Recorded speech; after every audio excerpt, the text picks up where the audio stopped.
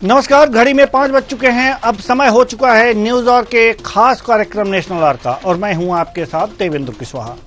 हम national our में करते हैं देश विदेश के गंभीर मुद्दों पर बात, साथ ही करते हैं नेताओं के बयानों पर चर्चा और जानने की कोशिश करते हैं कि उनके बयानों के क्या है मायने।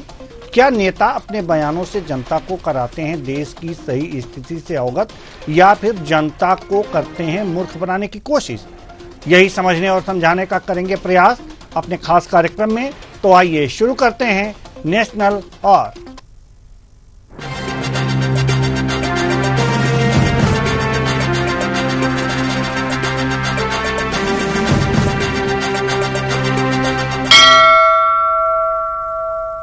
आज नेशनल आवर में करेंगे यूपी सरकार की ओर से पेश किए गए बजट को लेकर। यूपी सरकार ने 8,08,736 करोड़ रुपए का बजट पेश किया है, लेकिन हर बार की तरह इस बार भी बजट को लेकर विपक्ष नाखुश दिखाई दे रहा है। जहां एक ओर सीएम योगी ने इसे सनातन संस्कृति का बजट बताया है, तो वहीं सपा नेता शिवपाल यादव ने इसे बजट को एक बड़े घोटाले का स्क्रिप्ट बताया है। आज इसी मुद्दे पर करेंगे चर्चा। तो आइए शुरू करते हैं बजट पर महाभारत।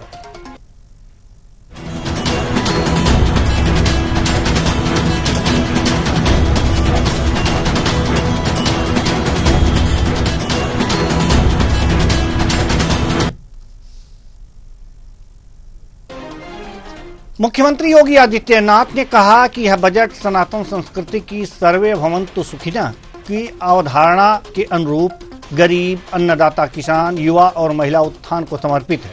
पीएम मोदी के विजन को साकार करते हुए वंचितों को वरीयता इस बजट का केंद्रीय भाव है। पहली बार 65 करोड़ से अधिक पर्यटक उत्तर प्रदेश में आए हैं, जिनमें 14 लाख से अधिक विदेशी पर्यटक थे। 2025-26 का यह बजट गरीब, अन्नदाता, किसान और युवा महिलाओं के उत्थान को समर्पित है। यह बजट 8 लाख करोड़ रुपए से अधिक का है। यह बजट डबल इंजन सरकार की प्रतिबद्धता को दिखाता है। सुनिए। तो 2025-26 के अंदर जो 2024-25 का हमारा बजट था, ये उत्तर प्रदेश के अंदर टूरिज्म में भी, ट्रेड में भी, टेक्नोलॉजी में भी एक नए उछाल लाने वाला बजट था।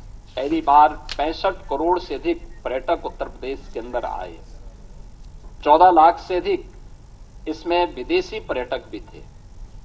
और पर्यटन में जो उत्तर प्रदेश पहले तीसरे नंबर पर था, वह उसने 2019 के बाद से जो गति पकड़ी, वह नंबर 1 पर देश के अंदर आने में सफल हुआ है। और 2025-26 का जो बजट है, यह भारत की सनातन संस्कृति को समर्पित सर्वे भवन्तु सुखिनः की अवधारणा पर गरीब, अन्नदाता, किसान, युवा, महिला के उत्थान को समर्पित है। जिसमें प्रधानमंत्री मोदी जी का विजन, जिसमें वंचित को वरीयता, यानी वंचित को वरीयता उसका एक थीम है, उसका केंद्रीय भाव है, इसको समर्पित है।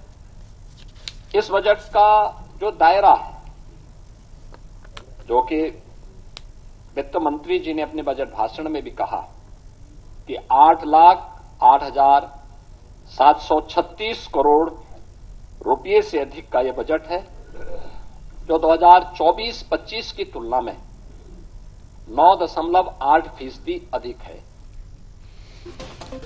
यूपी बजट पर सपा नेता शिवपाल यादव ने कहा है कि यह बजट एक बड़े घोटाले की पटकथा है। अगर यही विकास है तो जनता को अंधकार से कोई शिकायत नहीं होनी चाहिए, और इसलिए मैं इस बजट को पूरी तरह से खारिज करता हूं। मैं सरकार से आग्रह करता हूं कि अगली बार जुमलों की किताब की जगह जनता की जरूरत का बजट बनाएं। हम 2027 में जनता के हित में एक बेहतर बजट लाएंगे। देखिए, ये बजट एक बड़े घोटाले की पटकथा है। अगर यही विकास है तो जनता को अंधकार से कोई शिकायत नहीं होनी चाहिए। इसलिए मैं इस बजट को पूरी तरह से खारिज करता हूं और सरकार से आग्रह करता हूं कि अगली बार जुमलों के किताब की बजाय जनता की जरूरतों के बजट बनाए। 2027 में जनता के हित में हम बेहतर बजट लाएंगे। बजट में लफाजी बहुत जनता के लिए कुछ नहीं। उत्तर प्रदेश के बजट पर सपा प्रमुख अखिलेश यादव ने कहा है कि ये इनका यानी कि भाजपा का सेकेंड लास्ट बजट था। एक और बजट पेश होगा, फिर हमें नई सरकार चुनने का अवसर मिलेगा। बजट घोषणा पत्र से मेल नहीं खाता है, बिना विजन के बजट आए हैं। सरकार का कोई रोड मैप तय नहीं था कि किस दिशा में उत्तर प्रदेश को ले जाना है। हर बजट में सरकार कहती है कि ये सबसे बड़ा बजट है।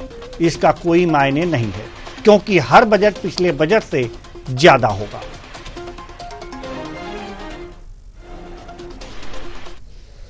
और इसलिए क्योंकि उत्तर प्रदेश का 9वां बजट पेश हुआ है। ये सेकेंड लास्ट बजट था इनका, सेकेंड लास्ट बजट। इसके बाद आखिरी बजट होना है और फिर हम सब लोगों को नई सरकार चुनने का मौका मिलेगा। इनके घोषणा पत्र से कोई तालमेल नहीं बनता इनका। इस बजट का और इससे पहले बजटों का कोई फोकस नहीं रहा। बिना विजन के बजट आए हैं। कोई रोड मैप तैयार नहीं था सरकार का कि किस दिशा में हम लोगों को उत्तर प्रदेश को ले जाना है। हर बार बजट आता है और सरकार यही कहती है कि उत्तर प्रदेश का सबसे बड़ा बजट है। ये लैंग्वेज, ये टर्म हर सरकार हर बजट के लिए इस्तेमाल कर सकती है, क्योंकि जो भी बजट होगा वो पिछले बजट से बड़ा बजट होगा। तो अभी आपने सुना कि जो बजट उत्तर प्रदेश की सरकार ने पेश किया है उस पर विपक्ष का क्या कुछ कहना है। एक घोटाले की पटकथा बता रहे हैं तो दूसरा बता रहे हैं कि ये जो बजट है इनके घोषणा पत्र से मेल नहीं खाता, और साथ ही साथ यह भी कहा जा रहा है कि जो घोषणा पत्र इन्होंने दिया था उस घोषणा पत्र के अनुरूप यह बजट नहीं है, यानी कि कोई इसकी दिशा नहीं है, कोई दिशा इसमें नहीं दिखाई देती। अगर यह बजट है, यह बेहतर बजट है, तो फिर अंधकार से किसी को कोई चिंता नहीं होनी चाहिए। लेकिन यहीं पर सीएम योगी आदित्यनाथ इस बजट की सराहना करते हुए कहते हैं कि यह सर्वे भवन्तु सुखिनः पर आधारित यह बजट है। पीएम मोदी के सपनों को साकार करने वाला यह बजट है। यह व्यक्ति के अंतिम व्यक्ति तक जो लाभ पहुंचाया जा सकता है उसके लिए यह बजट लाया गया है। हालांकि बयानों को अगर जो देखा जाए तो सरकार इस बजट का तारीफ करेगी और विपक्ष वास्तव में इसमें मीन मेख निकालेगा। लेकिन क्या यह बजट जैसा विपक्ष कह रहा है वैसा है या फिर जैसा सत्ता पक्ष कह रहा है वैसा है, ये देखने और तय करने के लिए हम अपने विद्वानों से चर्चा करेंगे। और जो हमारे साथ विद्वान इस समय जुड़े हुए हैं उनसे आपका परिचय करा दें। शिव कुमार भारती जी, प्रवक्ता बीजेपी, बहुत बहुत स्वागत है आपका हमारे इस कार्यक्रम में। डॉक्टर निपेंद्र जी, सपा प्रवक्ता, आपका भी बहुत बहुत स्वागत है हमारे इस कार्यक्रम में। साथ ही साथ दिलीप यशवर्धन जी, राजनीतिक विश्लेषक, हमारे साथ जुड़े हुए हैं, आपका भी बहुत बहुत स्वागत है हमारे इस कार्यक्रम में। जी डॉक्टर नितेंद्र सिंह जी, सवाल यहां पर यह है कि आखिर क्या क्या खामियां इसमें दिखी हैं विपक्ष को कि यह बजट जो है घोटाले की पटकथा है और इनके जो घोषणा पत्र है उससे मेल नहीं खाता, इस तरह के बयान सपा की तरफ से आए हैं। क्या इसमें खामियां देखी हैं कि इस तरह के बयान आए हैं? देखिए, बजट कभी कोई खराब नहीं होता है। सरकार का अपना बजट होता है, प्रतिवर्ष उसमें एक परसेंटेज होता है, उसके हिसाब से बढ़ोतरी की जाती है। उस बजट का कैसे उपयोग किया जाता है, किस मद में उपयोग किया जाता है। अभी आपने देखा कि पिछला जो बजट था उसका मात्र 60% ही खर्च किया जा चुका है। 40% आज भी वो खर्च नहीं किया गया। अब ये जो आना है की नियत करेंगे, लोगों को रोजगार देने पे क्या खर्च करेंगे, लोगों के स्वास्थ्य पर खर्च करेंगे, किसानों के लिए क्या करेंगे, नौजवानों के लिए क्या करेंगे, आप जुड़े हैं। चलिए हम आपके पास थोड़ी देर बाद आएंगे डॉक्टर निपेंद्र सिंह जी, क्योंकि आपकी आवाज हम तक बहुत अच्छी तरह से नहीं आ पा रही है, तो हम रुख करेंगे शिव कुमार भारती जी, प्रवक्ता बीजेपी, आपकी तरफ।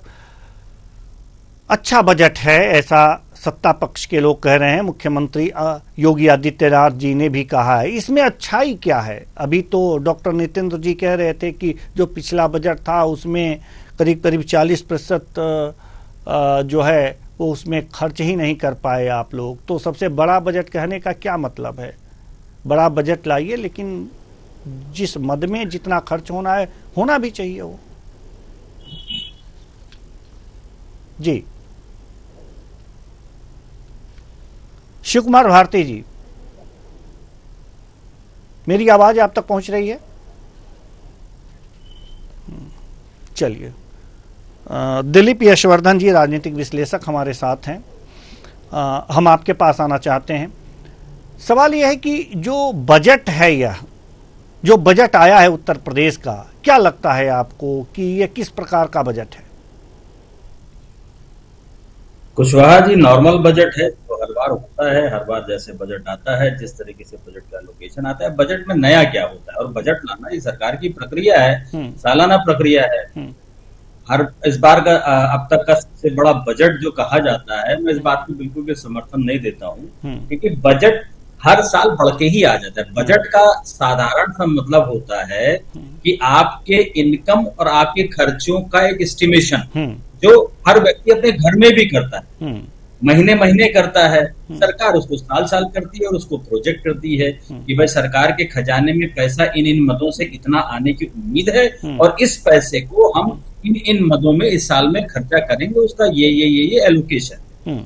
एलोकेशन इस बार जो नया हुआ है वो जो मेरी समझ में है वो 2 नए एलोकेशन किए गए हैं, जिसमें एक समय की मांग है और दूसरा बिजनेस को बढ़ाने को कह सकते हैं, धार्मिक मान्यताओं को बढ़ाने के लिए कह सकते हैं। जैसे एआई को लेकर के बजट स्पेशल किया गया है, लखनऊ में एआई हब बनाने की बात करी गई है, उसके लिए बड़ा बजट दिया गया है। ये एआई चूंकि एक डेवलपिंग चीज है, ये समय की मांग है, इसको लेकर के बजट में जो प्रावधान किए गए हैं ये होने चाहिए थे। और उत्तर प्रदेश में जो स्पिरिचुअल टूरिज्म है वो बढ़ रहा है, वो लगातार बढ़ता जा रहा है, चाहे वो अयोध्या हो, चाहे वो वाराणसी हो, चाहे वो इस बार कुंभ हो, चाहे वो मथुरा हो। बहुत सारी स्पिरिचुअल टूरिज्म के हब हैं यहाँ पर जिनको डेवलप होने की जरूरत थी, जिनके डेवलपमेंट के लिए एक फंड का एलोकेशन किया गया है।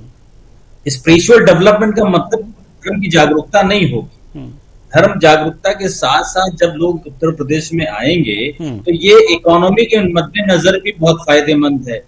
उसके साथ साथ जो रोजगार का डेवलपमेंट होगा कि छोटे से लेकर के बड़े बिजनेस तक, इन वजहों से जहां भी टूरिज्म डेवलप करता है वहां छोटे से लेकर बड़े रोजगार तक डेवलप करते हैं और हर रोजगार के डेवलपमेंट से लोगों को एम्प्लॉयमेंट मिलता है, डायरेक्टली भी मिलता है और इनडायरेक्टली भी मिलता है।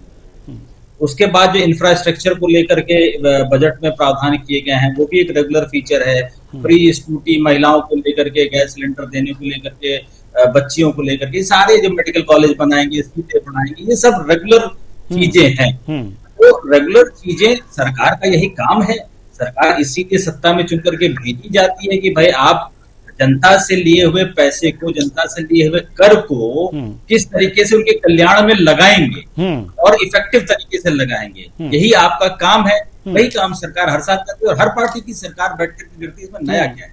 जी लेकिन शिवपाल सिंह यादव जी ने एक बात कही है इस बजट को कि यह जो बजट है ये घोटाले की पटकथा है, इसको किस तरह से हम देखें? तो जी कुशवाहा साहब, ये तो बहुत बचकाना बयान है। घोटाले की पटकथा कैसे कह सकते हैं? क्या उनकी सरकार में बजट नहीं आया करता था?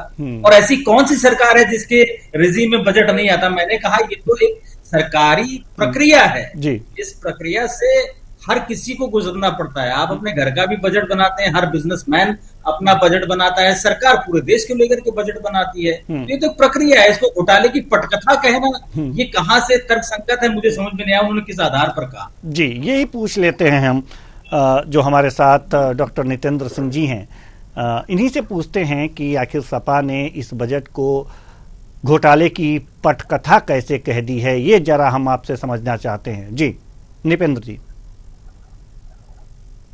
सुबह सुबह आदरणीय अखिलेश जी की प्रेस कॉन्फ्रेंस थी, क्या पूरी प्रेस कॉन्फ्रेंस में कहीं ऐसा शब्द आया क्या? नहीं, शिवपाल सिंह यादव जी ने कहा, हम सुना कहीं देते कोई हैं। आदरणीय अखिलेश जी का कोई बयान शिवपाल सिंह यादव जी का बयान है। मेरा तो सिर्फ इतना कहना, नहीं, शिवपाल सिंह यादव जी का बयान है। डॉक्टर निपेंद्र जी, हम सुनवा देते हैं आपको, अगर जो विश्वास नहीं है तो हम पीसीआर से चाहेंगे कि प्ले करें शिवपाल सिंह यादव जी का बयान। नहीं, सुन लीजिए, सुन लीजिए। आपको जी आपको विश्वास नहीं है शायद, हम अपनी तरफ से कुछ नहीं कह रहे हैं, आप ही लोग। जी देखिए, ये बजट एक बड़े घोटाले की पटकथा है। अगर यही विकास है तो जनता को अंधकार से कोई शिकायत नहीं होनी चाहिए। इसलिए मैं इस बजट को पूरी तरह से खारिज करता हूं और सरकार से आग्रह करता हूं कि अगली बार जुमलों के किताब की बजाय जनता की जरूरतों के बजट बनाए। 2027 में जनता के हित में हम बेहतर बजट लाएंगे। बजट में लफाजी बहुत जनता के लिए कुछ। जी जी, डॉक्टर निपेंद्र सिंह जी। उसमें दो बातें बहुत महत्वपूर्ण उन्होंने कही कि जनता के हित का बजट बनाए, उसमें लफाजी और जुमला शब्द का इस्तेमाल किया गया है जो सरकार लगातार करती है। अभी मैंने आपसे कहा कि पिछली बार भी जो बजट आया था उस बजट का मात्र 60% खर्च हुआ, जो जनता के हित के काम होने से 40% बजट में वो नहीं हुआ। सिर्फ पूंजीपति और कैपिटलिस्टों के बीच में जो ठेकेदारी है उसके बीच में जो घोटाले हुए उनका सिर्फ कहना उस संदर्भ में। अभी मैं इसका एक उदाहरण देता हूँ कि आपने कहा 8 लाख करोड़ के लगभग का ये बजट है। माननीय मुख्यमंत्री योगी आदित्यनाथ ने अभी कुछ दिन पहले आप सबके बीच में स्वीकार किया कि कुंभ से 3 लाख करोड़ रुपए का फायदा हुआ है। अब मात्र एक मेला कुंभ जिससे 3 लाख करोड़ रुपए का फायदा सरकार को हुआ है, बाकी 5 लाख करोड़ रुपए सरकार का अन्य मदों से फायदा हुआ, उसको किस कल्याण में खर्च करेंगे? अब 3 लाख करोड़ रुपए के फायदे का अगर उचित इस्तेमाल उसी कुंभ में कर दिया गया होता तो 8 कुंभ में इतनी बड़ी भगदड़ से लोगों की मौत नहीं हो रही होती, अव्यवस्था नहीं हो रही होती, और ईमानदारी से मरने वालों की पूरी सूची जारी करते और प्रत्येक व्यक्ति को उसको मुआवजा दे दिया जाता, घायलों की मदद हो जाती। जिसको कहते हैं सरकार के पैसे का जनहित में उपयोग। लेकिन सरकार ने लाभ तो 3 लाख करोड़ का कमा लिया उससे, और लाभ कमाने के साथ जिन लोगों की वजह से लाभ हो रहा है और जो लोग उस लाभ में पिस गए, दब गए, मर गए, उन लोगों की ना तो सूची आपने जारी की, ना उनको कोई मुआवजा दिया। यहाँ तक कि जो 30 लोगों को आपने कहा उनकी भी आप सूची नहीं दे रहे हो। कौन 30 लोग हैं? 30 लोगों में 300 हो 30 लोग हो, वो सबको उसी 30 लोगों में आपने शामिल कर दिया। इसको कहते हैं जन कल्याण, और इसी को कहते हैं कि लोगों को मूर्ख बनाना और जुमला देना। यह संदर्भ है आदरणीय शिवपाल सिंह जी का। ये सरकार सिर्फ जुमलेबाजी करती है, जनता के काम नहीं करना चाहती। इस 5 लाख करोड़ के अधिक के बजट में बिजली को क्या सपना दी है जिससे किसान को लाभ हो जाए? क्या किसानों की सिंचाई की बिजली सस्ती हो जाएगी? क्या किसानों के यंत्रों की सस्ते हो जाएंगे? क्या किसान को आपने बोले देने की बात की थी वो दे पाएंगे? क्या आपने कहा था किसान कर देंगे? क्या आप उससे ऐसा कोई कदम उठाने जा रहे हैं? क्या रोजगार के लिए आपने इसमें तो कोई काम लेकर के आए? ये चीजों पर ये सरकार चर्चा नहीं करना चाहती। इसलिए आदरणीय अखिलेश जी ने कहा कि ये जुमले का बजट है। सिर्फ और सिर्फ कैपिटलिस्टों को आपने कितने लाख करोड़ का एमओ साइन किया था?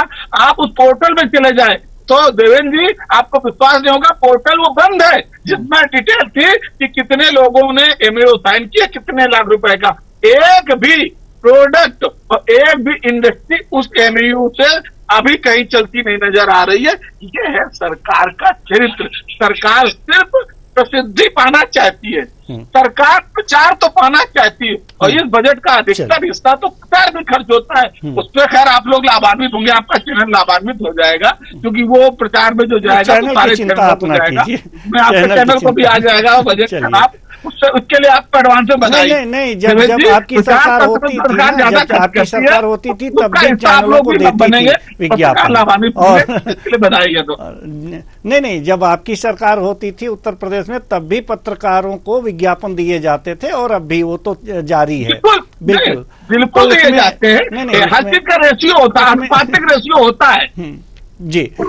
अनुपातिक रेशियो होता है, उस अनुपातिक रेशियो में सबके लिए, इसलिए कहता हूँ कि पत्रकार लाभान्वित हो लेकिन जनता भी लाभान्वित हो जाए। जी बिल्कुल, आपका इशारा हम समझ रहे हैं। चलिए, शिव कुमार भारती जी, प्रवक्ता बीजेपी, हम आपके पास आना चाहते हैं। डॉक्टर निपेंद्र जी ने तो जी पूरे जो बजट को किसी लायक नहीं बताया है, लेकिन आप जब इस बजट को ये बता रहे हैं कि बेहतर है, योगी आदित्यनाथ जी बता रहे हैं कि सर्वे भवन्तु सुखिनः को ये दर्शाता है, इसमें इस बजट से परिलक्षित होता है, हर वर्ग को इसमें स्थान दिया गया है।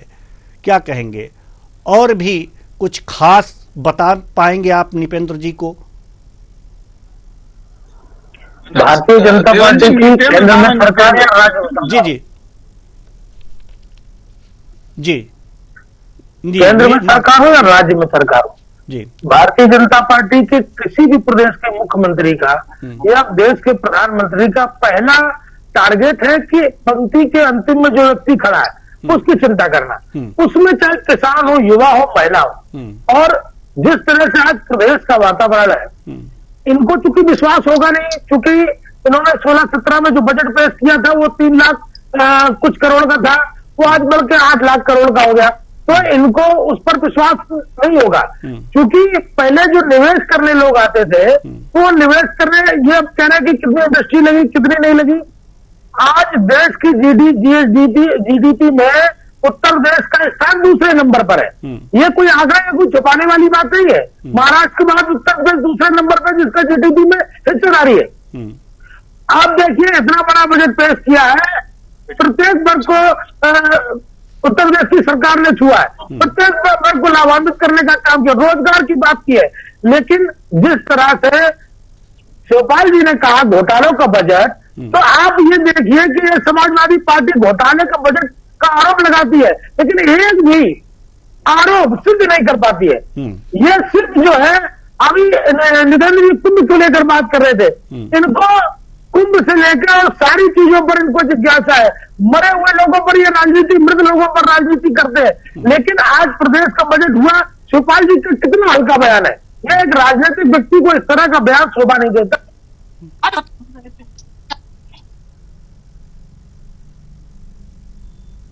जी देवेंद्र जी, देखिए बच्चन की आवाज पड़ गई। जी बिल्कुल। शिव कुमार जी, देवेंद्र जी, मैं उनका जवाब जी बिल्कुल। शिव कुमार जी, आपकी आवाज नहीं आ रही है जी। डॉक्टर नितेंद्र जी कुछ कहना किया जाए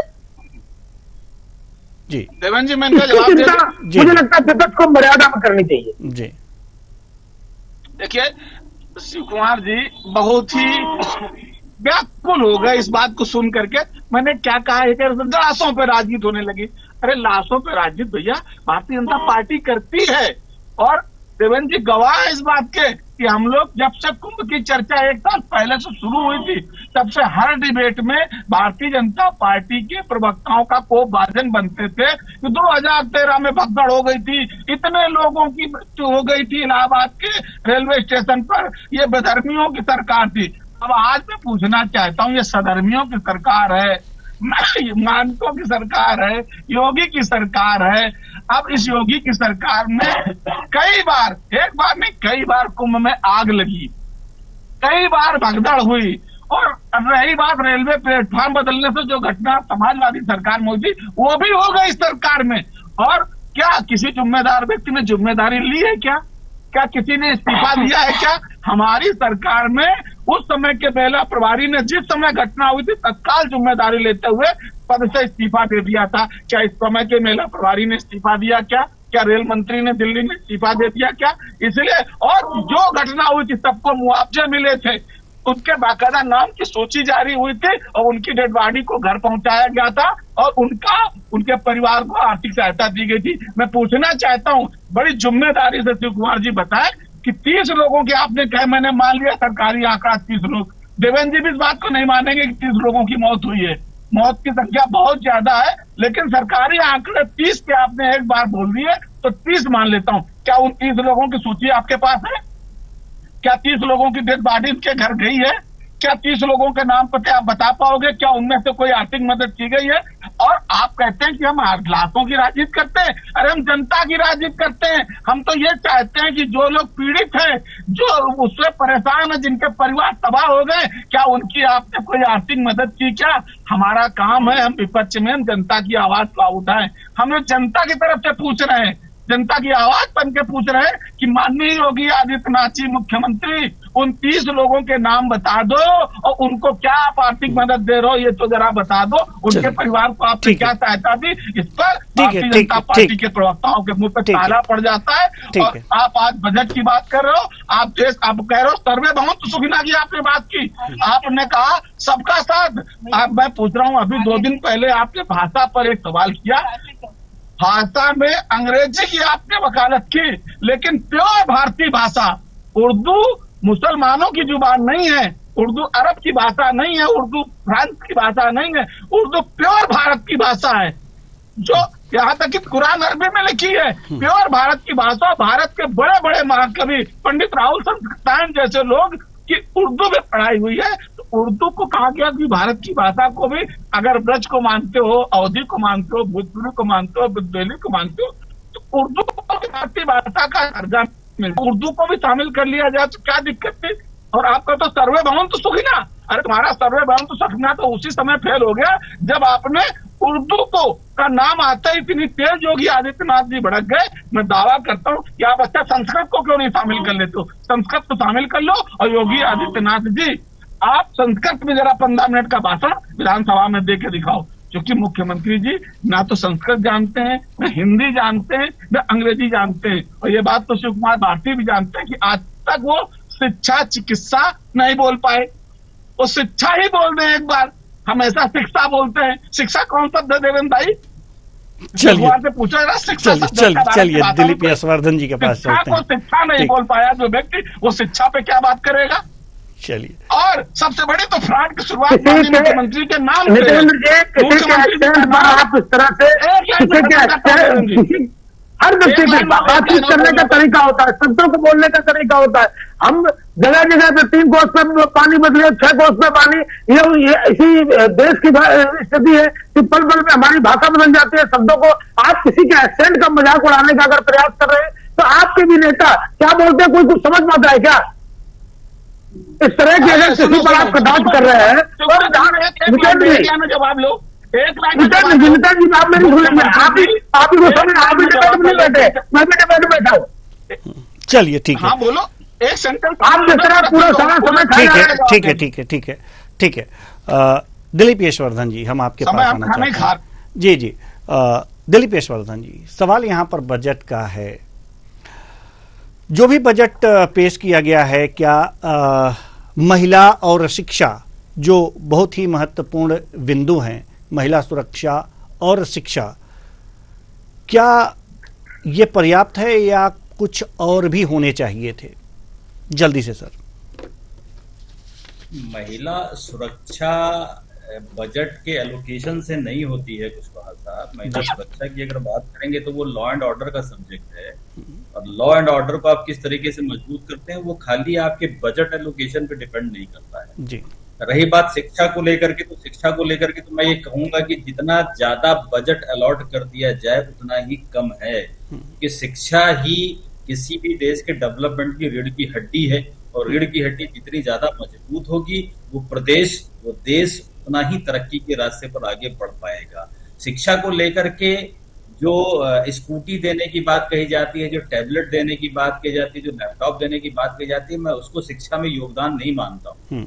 शिक्षा का मतलब अगर आप शिक्षा को बढ़ावा चाहते हैं तो आप शिक्षा को फ्री कर दीजिए, उससे रिलेटेड जितनी एमिनिटीज हैं वो सारी की सारी मुहैया करा दीजिए, और क्वालिटी ऑफ एजुकेशन को बढ़िया कर दीजिए। क्योंकि क्वालिटी ऑफ एजुकेशन जब होगी तो आपका स्टूडेंट, आपका युवा एम्प्लॉयबल होगा, और एम्प्लॉयबल होगा तो वो बहुत सारे एम्प्लॉयमेंट जो अनएम्प्लॉयबिलिटी की वजह से नहीं हो पाते हैं उनको वो भर पाएगा, आगे बढ़ पाएगा। तो शिक्षा को लेकर के बजट जब भी होता है, जितना भी होता है, मैं हमेशा कहता हूं कि वो कम है, लेकिन सिर्फ बजट एलोकेशन से शिक्षा की क्वालिटी नहीं सुधरती है। अगर ऐसा होता तो बजट पहले भी अलॉट हुए थे, सुविधाएं पहले भी दी गई थी, लेकिन शिक्षा की क्वालिटी में अभी भी वो सुधार नहीं हो पा रहा है। इसका मतलब पैसे के साथ साथ प्रॉपर मॉनिटरिंग और जो भी प्लानिंग, जो भी एलोकेशन आप करते हैं, उसका इफेक्टिव और प्रॉपर इम्प्लीमेंटेशन हो तो सत्ता जो जनता का पैसा सोशल डेवलपमेंट के नाम होता है,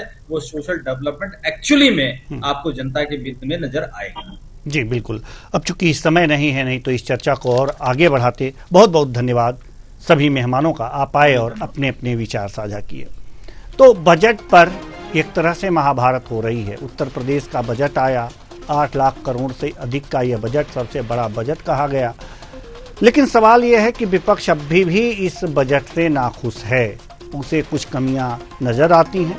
वास्तव में अगर जो विपक्ष इसीलिए होता भी है कि इसमें मीन मेख निकाले और उस मीन मेख पर, उन आलोचनाओं पर सत्ता पक्ष ध्यान दे। हालांकि यह 1 साल का, 1 वित्तीय वर्ष का लेखा जोखा है। इनमें कुछ एलोकेशंस घटाए और बढ़ाए भी जा सकते हैं बाद में। तो विपक्ष की आलोचनाओं को ध्यान में रखते हुए सरकार इसमें कुछ परिवर्तन अगर जो करे तो बेहतर होगा। फिलहाल इस कार्यक्रम में इतना ही। मुझे दीजिए इजाजत। नमस्कार।